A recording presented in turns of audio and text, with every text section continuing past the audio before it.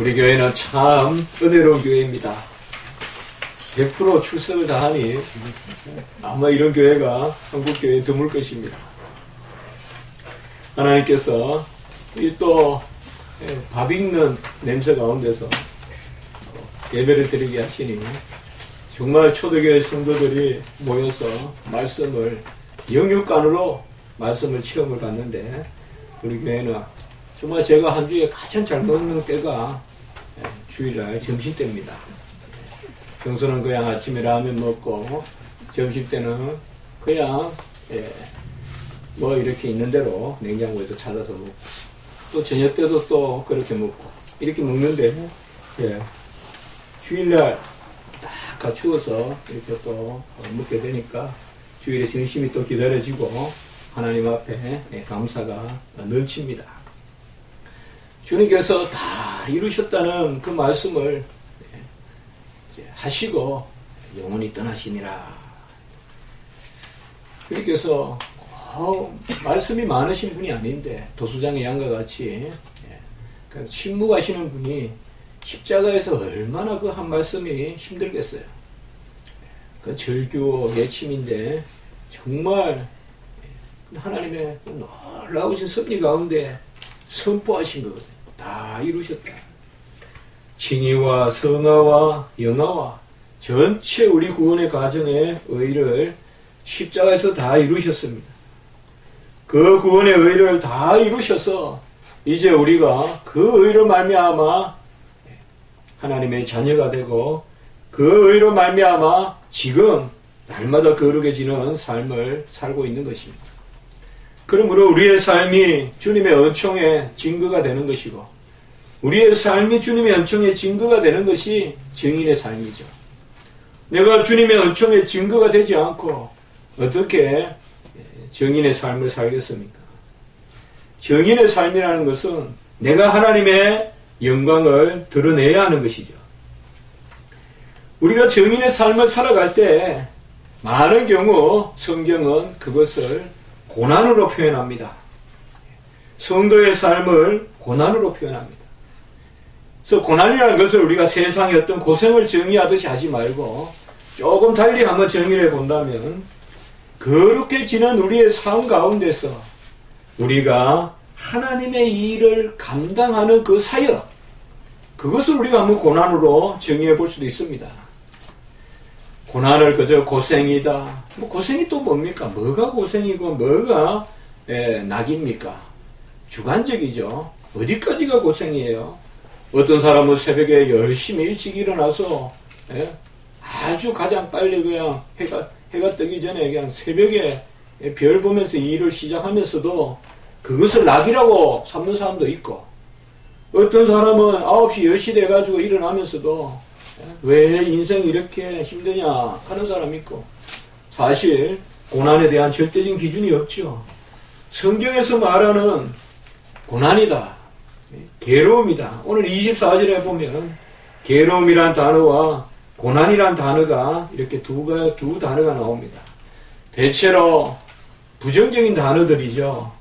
괴로운 거, 괴롭지 않은 것이 바로 뭡니까? 즐거움인 것이죠. 즐거움을 우리는 낮게 여기죠. 괴로움은 싫죠. 괴롭다는 것은 일단 부정적인 상태죠.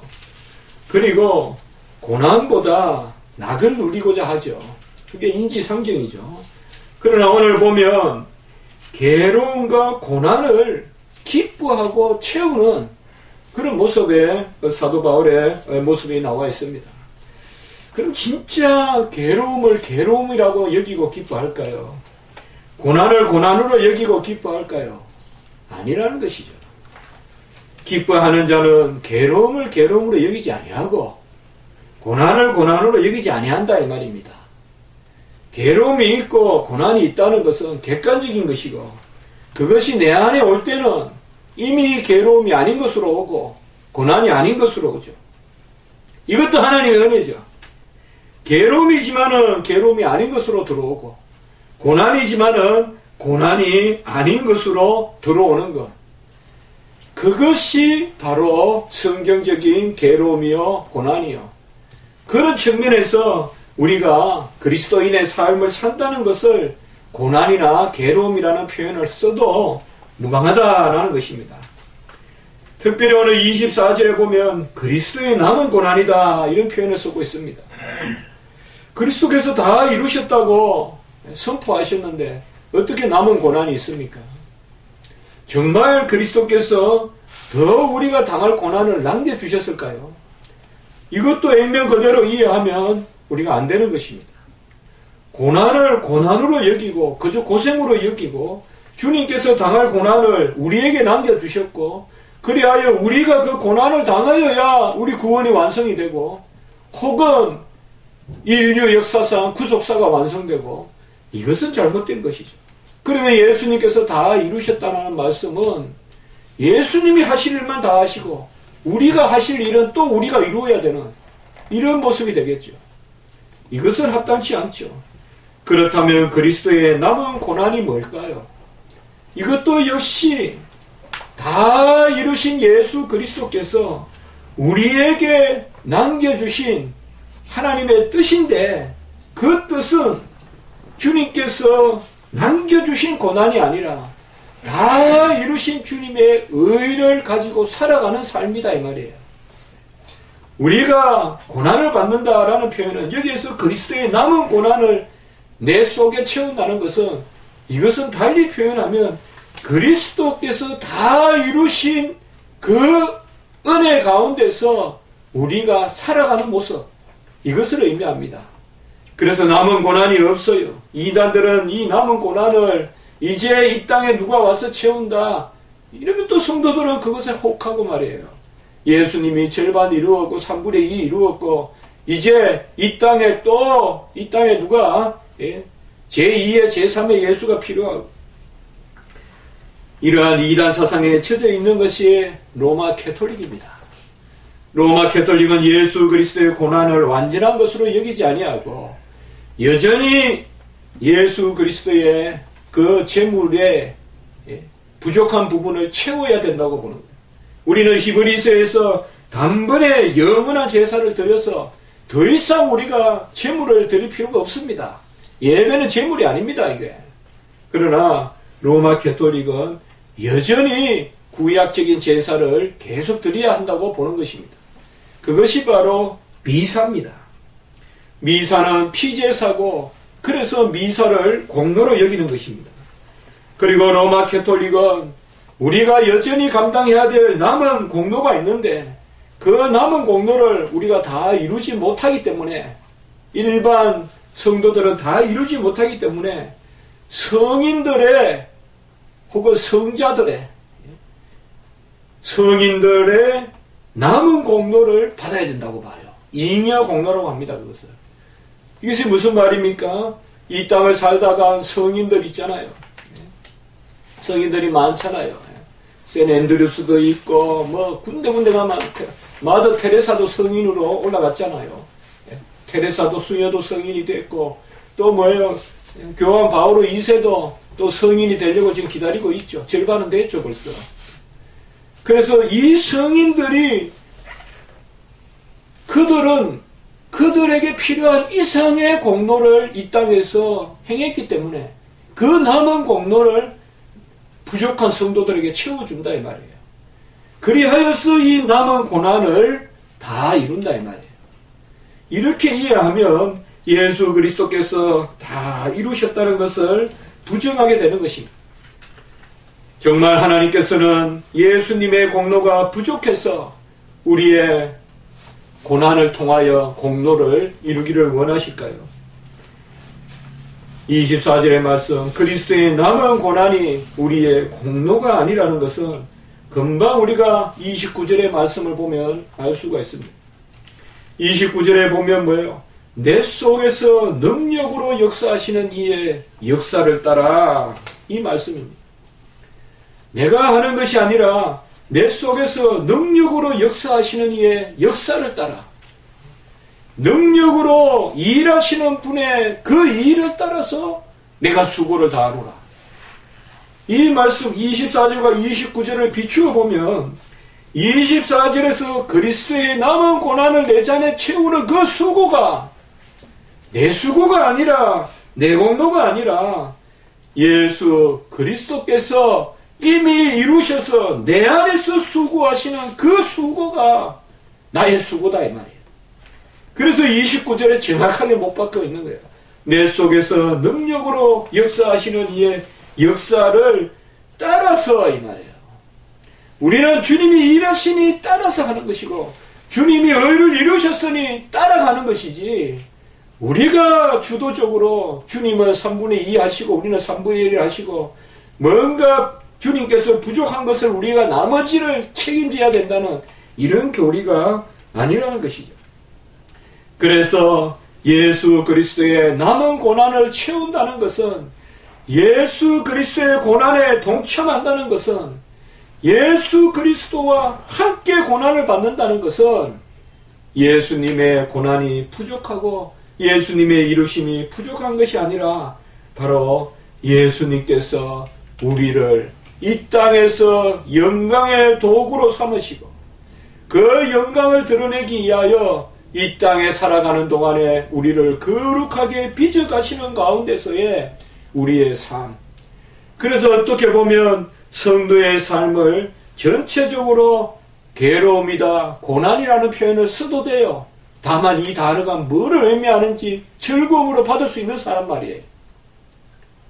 성경의 고난을 여전히 세상 고생같이 여기는 사람은 그 말을 아직까지 제대로 쓰지 못하는 거예요. 성경에 나오는 고난이다 이러면 벌써 내 속에 기쁨으로 들어와야 돼요.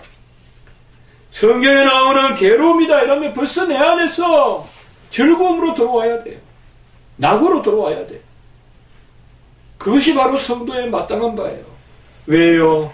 그런 괴로움과 고난은 내가 출발이 아니고 내가 가정도 아니고 내가 끝도 아니고 예수 그리스도께서 다 이루시고 예수 그리스도께서 행하신 것을 이제 우리를 통하여서 펼치시는 것이기 때문에 우리가 예수의 향기가 되는 것이고 예수의 편지가 되는 것이고 예수의 증인이 되는 것이 바로 고난의 삶이기 때문에 그래요. 예수님이 고난 당하셨기 때문에 우리의 고난을 통하여 예수를 드러내기 위한 것이기 때문에 그것이 가장 특권이고 즐거움이다 이 말이에요. 우리가 누군데 예수를 드러내요?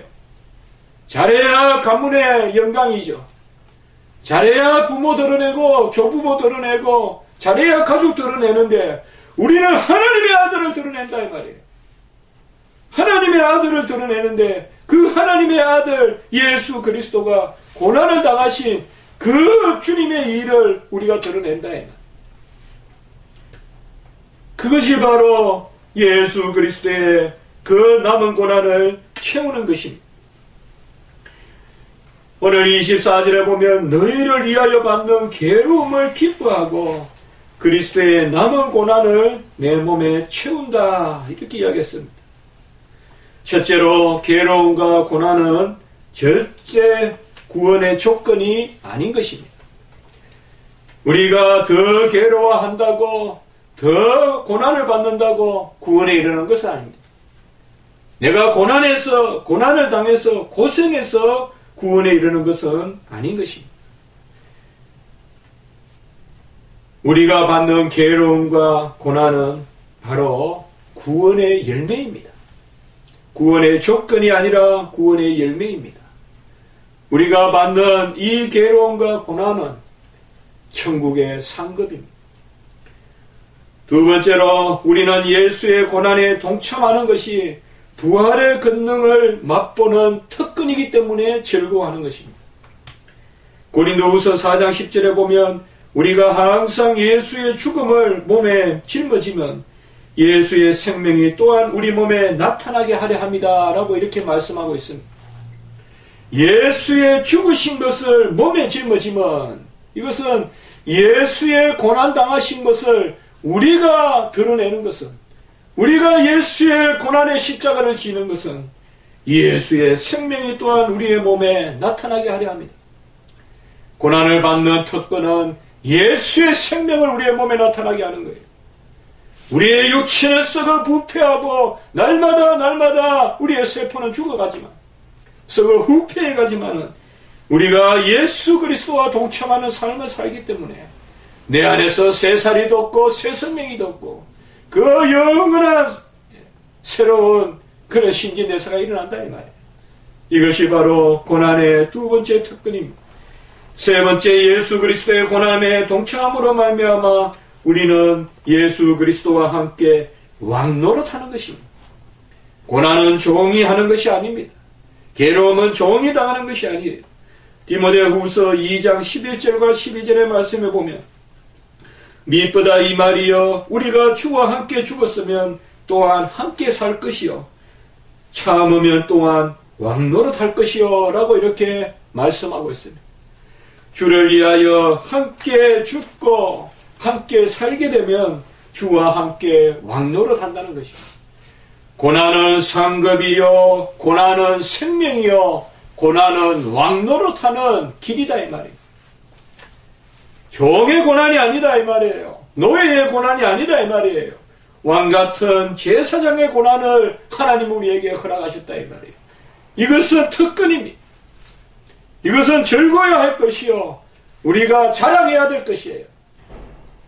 내가 주를 위하여 핍박당하고 주를 위하여 맞고 주를 위하여 갇히고 주를 위하여 핍박당하고 흑암에 처하고 물에 갇히고 짐승의 습격을 당하고 주를 위하여 죽기까지 고생하더라도 그것은 절대 자랑거리지 부끄러운 것이 아니다 이 말이에요. 왜요? 왕의 고난이다 이 말이에요. 왕의 고난이 가장 고급스러운 고난이다 이 말이에요. 이러한 주의 고난의 의미가 있기 때문에 주의 고난의 의미가 우리에게 있기 때문에 주를 위한 고난은 바로 복음의 진보가 되는 것입니다. 빌립보서 1장 12절의 말씀에 보면 형제들아 내가 당한 일이 도리어 복음 전파에 진전이 된 줄을 너희가 알기를 원하노라. 제가 이렇게 네 가지로 한번 괴로움과 고난을 정리해 봤습니다. 괴로움과 고난이 어떻게 하여 우리에게 특권이냐. 첫 번째는 괴로움과 고난은 그것이 공로가 되어서 구원에 이르는 조건이 아니라 구원을 받은 우리 백성들의 열매다 이 말이에요. 그리고 두 번째 그것은 괴로움과 고난은 바로 예수의 생명을 우리에게 드러내는 표가 되고 세 번째 이 고난에 동참함으로 우리가 왕같은 왕노릇을 하는 자리에 서게 된다. 같이 우리가 지게를 지고 지기는 지게를 지는 사람이 지게 아니겠어요. 지게를 지고 가도 종으로서 지게를 지는 발걸음이 달라요. 왕자로서 공주로서 왕으로서 지게를 지느냐. 주의 일을 하는 사람들의 발걸음은 즐겁고 사뿐사뿐하고 아주 즐거운 것이 바로 한 발 한 발이 소망이. 어찌 종이 일을 감당합니까? 어찌 종에게 이런 특권을 주셨어요? 어찌 종의 일이 주님의 일로 여겨집니까? 어찌 종의 일이 복음의 진보에 복음의 전진에 도움이 됩니까? 생각하면 할수록 우리가 그 은혜를 감당할 수가 없어요. 우리 신학생들 보면 1학년 때 들어올 때 보면 전부 다 똑같아요. 정말 주여 열어주소서 열어주소서 종되게 하시옵소서. 그래서 우리 총신대 들어오면 너무 기뻐해요. 저도 그랬어요. 막 세상을 다 얻은 것 같아요. 뭐예요 그게 의미가? 고난당하는 길 아니에요. 그러면서도 즐거워하잖아요. 아유 나 이제 주의 종되면 안 되는데 주의 종된 나 신학교 가서 큰일 났어. 합격했어 이번에. 죽었어 이제. 그런 사람 하나도 없어요. 그래야 정상 아니에요. 합격하면 주여 죽었나이다. 왜요? 벌써 은혜가 역사하고 소명에는 즐거움이 있어요. 그렇기 때문에 주의 종이 가는 길이 험난하고 만만치 않고 많은 믿음의 선진들을 보면 톱으로 켜서도 죽었다 하고 거꾸로 달려서도 죽었다 하고 여러 말씀들을 보면 험노지만은 그래도 주의 종들은 즐거워한다 이 말이에요. 신학교 교수도 된다고 박사 됐다고 왜 즐거워요? 뭐가 즐겁겠어요? 신학교 교수하면 세상적으로 뭐가 즐겁겠어요? 주의 일을 할 수 있다. 내가 뭔데 주의 일을 감당할 수 있느냐. 주의 고난을 그 흔적을 내 몸을 통하여 드러내고, 이것이 바로 그리스도의 남은 고난을 채우는 모습이다 이 말이에요. 그리스도께서 그 고난이 부족해서 내가 그것을 감당하는 것이 아니라 감사해서 즐거움으로 주의 고난을 감당하는 것. 이 고난이 바로 교회를 위한 고난이요 그리스도를 위한 고난입니다. 왜요? 그리스도가 바로 교회의 몸이기 때문에. 오늘 24절에 보면, 뒷부분에 보면 그의 몸된 교회를 위하여 내 육체를 채우노라 라고 이렇게 말씀하고 있습니다. 사도 바울은 특별히 그의 서신서를 통하여 보면 사도 바울이 교회의 일꾼이 되었다라는 것을 많이 이야기하고 있습니다. 24절에도 보면 너희를 위하여, 25절에도 보면 너희를 위하여, 또 24절에도 보면 교회를 위하여, 25절에 보면 교회의 일꾼된 것. 우리 주의 종들은 과연 누구를 위하여 삽니까? 나를 위하여 삽니까? 또 내 가족만을 위하여 삽니까? 이것이 항상 있어야 됩니다. 우리 가정에, 우리의 삶에 이 중심이 있어야 돼요. 너희를 위하여, 교회를 위하여 사는 부분이 있어야 돼요. 일주일 내내 스케줄이 나를 위한 스케줄이고, 나를 위한 가계부고, 그래서 안 된다 이 말이에요. 교회를 위하여, 너희를 위하여 교회의 일꾼 된 거죠. 우리는 교회의 일꾼입니다. 교회를 해치는 것은 마땅치 않아요. 교회를 영화롭게 하고 교회를 섬기고 교회를 흥하게 하는 일에 힘써야 돼요.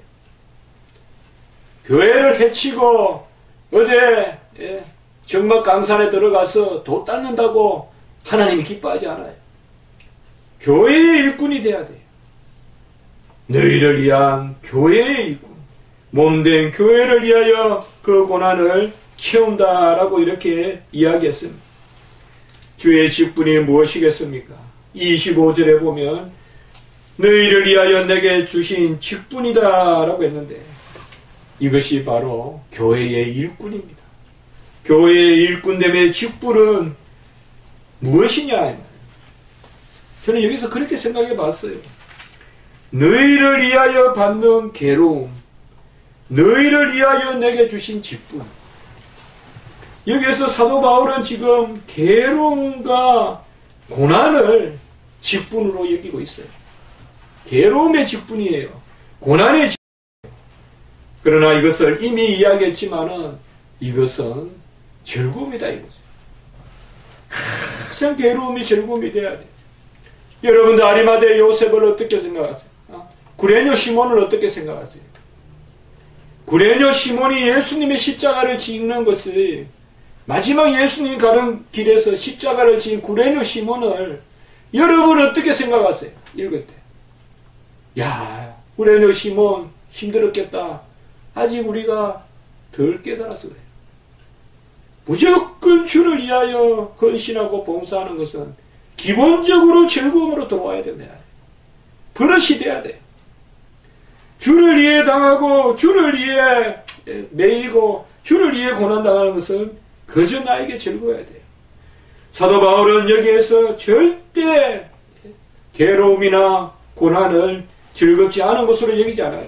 기뻐하시는 우리 주의 직분은 바로 이런 것입니다. 주님의 직분은 구속의 값을 지불하는 것이 아닙니다. 내가 무슨 일을 해서 의가 될 수는 없어요. 목사가 성도들에게 의가 될 수 없습니다. 우리가 믿지 않는 사람들에게 의가 될 수 없어요. 내 윤리적 뛰어남과 내 구제의 선행과 그것으로 구원받지 못해요. 주님의 직분은 바로 주님의 은혜를 증거하는 거예요. 내가 구속의 값을 지불하는 것이 아니라 구속을 전파하는 것, 이것이 바로 복음이고, 이 복음을 전하는 것이 바로 주님의 일입니다. 그래서 오늘 말씀에 보면 복음을 전하는 것이 주의 직분이고 복음을 전하는 것이에요. 그러니까 다 이루신 예수 그리스도의 일을 전하는 것, 그것을 예수 그리스도의 고난을 내 자리에 채운다라고, 남은 고난을 채운다고 이야기했어요. 그러면 예수 그리스도의 남은 고난을 나에게 채우는 것이 뭘까요? 그것이 바로 복음을 전하는 것입니다. 복음을 선포하는 것이 주 예수 그리스도의 고난을 나에게 채우는 거예요. 왜요? 주님이 우리를 위하여 죽으셨잖아요. 주님이 우리를 위하여 죽으셨다면 그 주님의 의를 선포하는 것이 주의 일이다 이 말이에요. 그래서 예수 그리스도의 남은 고난을 우리에게 채우는 것은 이 복음의 비밀을 전하는 것입니다. 26절에 보면 이 비밀이 이제 모든 성도들에게 나타났다. 그리고 이 비밀은 27절에 보면 그리스도라라고 이렇게 말씀하고 있습니다. 복음에는 비밀이 있습니다. 이 비밀을 제가 세 가지로 간단하게 한번 말씀드려 보겠습니다. 첫째로 복음은 그 자체의 비밀이 있습니다. 복음 자체가 비밀입니다. 이것이 예수 그리스도시라는 거예요. 27절에 보면 이 비밀은 너희 안에 계신 그리스도니, 이게 바로 복음의 첫째 비밀입니다. 복음의 첫째 비밀은 복음 그 자체가 바로 비밀이다. 두 번째 비밀은 뭐냐? 복음 전파의 비밀이에요. 복음 전파의 비밀이 있어요. 복음의 비밀이 있고 복음을 전하여서 하나님께서 이루어내시는 그 비밀이 있습니다. 이방인들에게도 복음을 전하는데 우리를 통하여서 28절에 보면 각 사람을 완전한 자로 세우게 하는데 이것이 바로 복음 전파의 비밀이에요. 전도자에게 무슨 능력이 있어요? 목사에게 무슨 능력이 있어요? 그런데 목사가 전하고 교사가 가르칠 때 그것을 전도받은 사람이 생명을 얻고 완전한 자로 세워진단 말이에요. 이것은 전하는 자의 능력이 아니에요. 바로 복음의 비밀이에요. 복음의 비밀은 그 자체가 비밀이지만 복음의 전파의 비밀이 있는 거예요. 복음은 생명을 살리는 능력이 되지만은 그 능력을 전하는데도 특별한 능력이 나타난단 말이에요. 그렇기 때문에 복음의 비밀은 오늘 여기 말씀해 보면 26절은 복음 자체의 비밀, 27절까지는 복음 자체의 비밀이고 28절은 복음 전파의 비밀이에요. 제가 한번 그렇게 한번 생각해 봤습니다. 많은 주석을 읽어봤어요. 근데 28절은 복음 전파의 비밀이라고 우리가 말할 수 있어요. 여러분들 그런 거 느끼잖아요. 복음을 전할 때 보면 이것이 복음 자체의 비밀의 능력이지만 또 전하는 가운데 그 능력이 드러난단 말이에요. 보화를 그냥 두는 것이 아니라, 백합화를 그냥 두시는 것이 아니라 그 백합을 바람이 불면 그 백합이 가시가 찔리면 그 백합이 향기가 난다 이 말이에요. 이게 바로 복음 전파의 비밀. 다 복음 전파의 비밀이 있어요. 여기 복음이 있어요. 우리가 저 바깥에 나가서 전할 때 또 비밀이 나타나는 거예요. 이것이 나에게 역사하는 비밀이에요. 복음은 예수 그리스도예요. 딱 여기서 이 비밀의 영광이 나타났는데 이 비밀은 그리스도다라고 정확하게 말하고 있죠.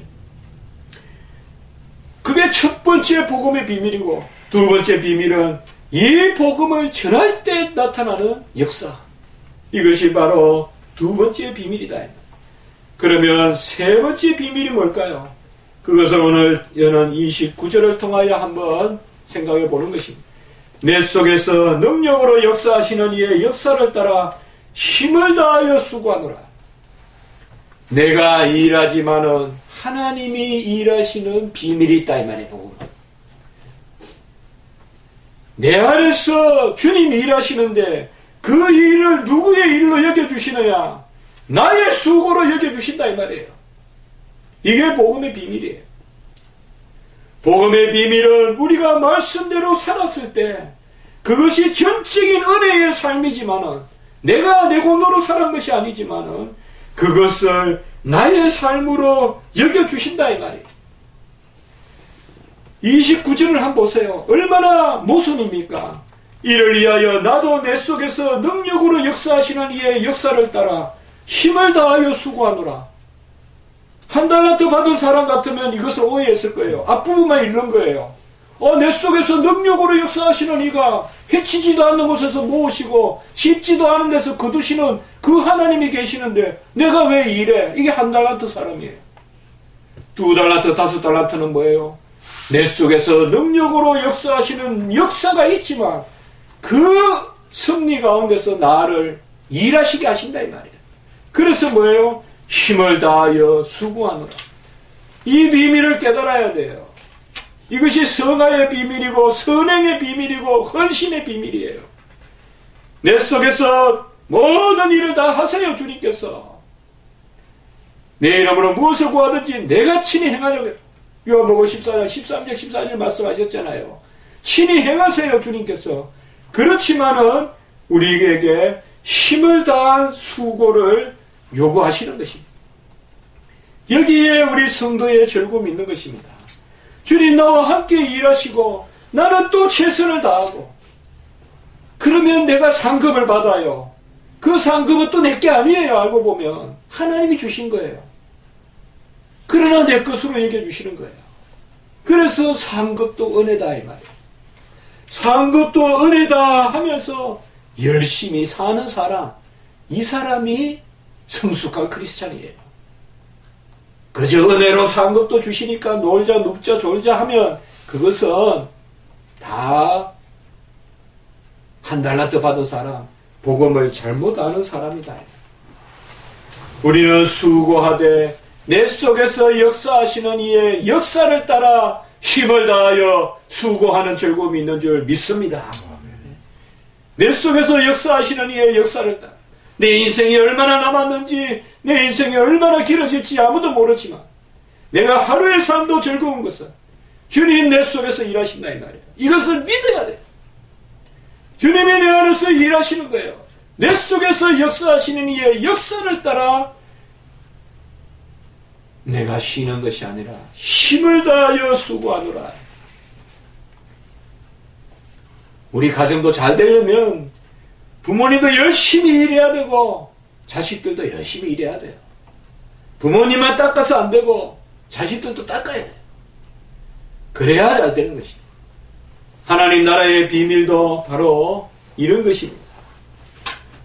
고린도후서 8장 3절에 보면 힘대로 할 뿐 아니라 힘에 넘치도록 자원하여, 같이 해봅시다. 힘에 넘치도록 자원하여, 힘에 넘치도록 자원하여. 오늘 29절에 보면 힘을 다하여, 그리고 고린도후서 8장 3절에 보면 제가 이 말씀 좋아합니다. 힘에 넘치도록 자원하여. 물론 연보에 관계된 거지만 꼭 연보에만 관계할 것이 아니라 내 헌신도 힘에 넘치도록 자원하여. 참 이렇게 보면요, 내가 힘에 넘치도록 좀 피곤하도록 일할 때가 은혜로울 때예요. 지나가나 보면 알잖아요. 우리가 그때 하나님 은혜를 베푸셔서 내가 일을 막 잘한 거예요. 열심히 매일 그래 할 것 같아도 안 돼요. 우리 사모님들 남편들 열심히 일하시거든. 은혜인 줄 알고 더 격려해 주세요. 여보 좀 쉬어요 하면서 자꾸 못하게 하면 나중에 못해요. 하나님의 은혜예요. 열심히 수고하는 것도 하나님의 은혜예요. 안 돼요. 이거 쉽지 않아요. 뭔가 새벽부터 밤늦게까지 섬기게 하고 그것이 그저 내 생활에 배이고 즐겁고 이거 하나님의 은혜예요. 힘에 넘치도록 자원하여. 이제 말씀을 마치겠습니다. 영세전부터 감추어졌다가 오늘 나타난 이 비밀. 그 로마서 15장 25절 26절에 나오는 말씀이 영세전부터 감추어졌다가 이제 나타난 비밀. 이 비밀은 세 가지 비밀이 있다. 같이 합시다. 복음의 비밀, 복음의 비밀, 복음 전파의 비밀, 복음 전파의 비밀, 복음의 상급의 비밀. 복음의 상급의 비밀. 이 세 가지를 잘 기억하시고 이 은혜 가운데서 즐거움으로 고난을 감당하고 주의 고난에 남은 잔을 내게 채운다. 이 비밀을 아는 자마다, 아는 자는 이 고난이 얼마나 달콤한 것을 잘 알 것입니다. 이런 은혜가 우리 교회와 성도님들에게 함께하기를 축복합니다. 기도드리겠습니다. 하나님 아버지 감사합니다. 우리가 감히 고난과 괴로움이란 단어를 하나님의 이름으로 주님의 이름으로 쓸 수 있겠습니다. 그러나 주의 고난에 동참의 복을 허락하여 주시고 주와 함께 영광을 받기 위하여 주와 함께 고난도 받아야 하지니 라고 로마서 8장 17절에 말씀하신 그 고난이 즐거운 것이요 특권이요 비밀이라는 것을 깨닫게 해주시니 감사합니다. 복음의 비밀을 간직한 자들로서 이제 복음 선교와 전파의 비밀을 누리게 하시고 그 가운데 복음 상급의 비밀을 누릴 수 있도록 저희들의 삶을 주장하여 주시옵소서. 우리 십자가지기 교회는 이 비밀이 넘치는 새 예루살렘의 그런 교회가 될 수 있도록 인도하여 주시옵소서. 구주 예수 그리스도의 이름으로 감사하며 기도드리옵나이다. 아멘.